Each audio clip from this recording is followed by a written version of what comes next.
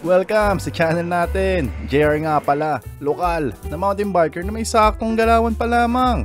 Tara, bike check! Unang-una sa lahat, una pa sa first, ang name ng mountain bike ko ay Brusko Sawtooth 2021 pero mas kilala sa tawag na Sawtooth V2 or Sawtooth version 2.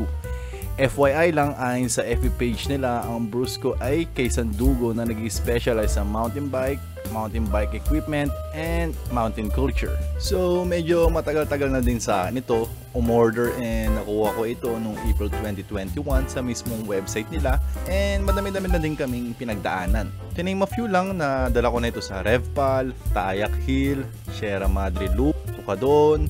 Nagamit ko na din sa bike packing sa Rizal, nag-tour sa Mount Oro, sa La Mesa Nature Reserve, Vermosa Lagoon Trail, Pasong Buaya, Secret Trail, naibaba na din sa Three Skulls Tagaytay. Sobrang dami palang bare doon. Oh, sha! Let's go bike check na. Please note pala na ang natira na lang sa built bike na ito ay ang rims at ang frame. The rest na Upgradetits na. Simulan ko sa cockpit. Ang handlebar ay Nook-proof neutral na 35mm clamping, 38mm rise, and naka 780mm yung length. Stem naman ay raised face chester. Syempre, 35mm yung clamp diameter and 40mm naman yung length. Grips ay Ergon GA2 all mountain gravity grips. Nandyan din ang ating kring Cat Eye Bellwind PB1000AL. Isama ko na din ang headset, naka Nook-proof mix and match for the 456. And isa sa paborito ko ay ang stem cap. Syempre, Nook-proof din na one-eyed wheelie. Fork ay SR Santur Duralux EQ R2C2 PCS Boost. Ew! Naka 160mm of travel ako. Okay naman sa ahon, sa lusong, onting tech or nar,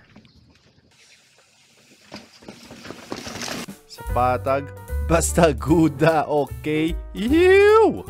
Rotors are Shimano RT66, 203mm sa front and 180mm sa rear. Hubs front and rear ay Cruiser BM540. Ito yata yung model for boosts. Spokes, forgot ko na, mumurahin lang yan, basta hindi didikit magnet dyan. I'm running 27.5 plus, yun ay 2.6 Maxxis tires, front and rear, DHF and DHR. Dropper pros ay Brand X Ascend, 27.2 yung size and 105mm yung travel. Saddle naman ay Nook-proof Vector AM Compact. Sama ko na din yung seat clamp, Nook-proof Horizon V1, tas 31.8 yung size. Tas meron din Nook-proof Enduro strap.